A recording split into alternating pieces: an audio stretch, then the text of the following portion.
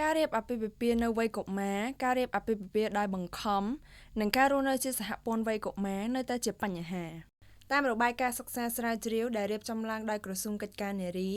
ការស្ទង់មតិជាមួយស្ត្រីដែលមានអាយុចាប់ពី20ឆ្នាំដល់24ឆ្នាំនៅក្នុងខេត្តគោលដៅចំនួន9ដែលខេត្តនីមួយៗមានការស្ទង់មតិចំនួន150នាក់សរុបមាន1350នាក់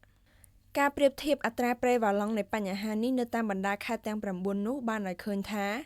ខេត្តរតនគិរីគឺជាខេត្តដែលឈរនៅក្នុងកម្រិតខ្ពស់ជាងគេក្នុងអត្រា 37.3%ខេត្តព្រះវិហារឈរនៅក្នុងកម្រិតខ្ពស់បំផុតទី2ដែលមានអត្រា 16.7%ខេត្តស្ទឹងត្រែងមានអត្រា 14.7%ខេត្តកំពតមានអត្រា 14%ខេត្តសៀមរាបមានអត្រា 12%ខេត្តព្រៃវែងមានអត្រា 10.7%ខេត្តព្រះសីហនុមានអត្រា 9.3%ខេត្តបាត់ដំបងមានអត្រា 8%និងខេត្តតាកែវមានអត្រាទាបបំផុតគឺ 7.3%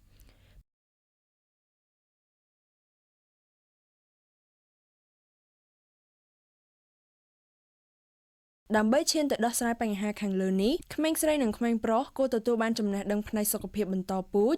សុខភាពផ្លូវភេទនិងសិទ្ធិឌីជីថលមិនតែប៉ុណ្ណោះក្មេងស្រីនិងស្ត្រីវ័យក្មេងគួរទទួលបានការពង្រឹងភាពអង់អាចការលើកកម្ពស់លទ្ធភាពទទួលបានការអប់រំប្រកបដោយគុណភាព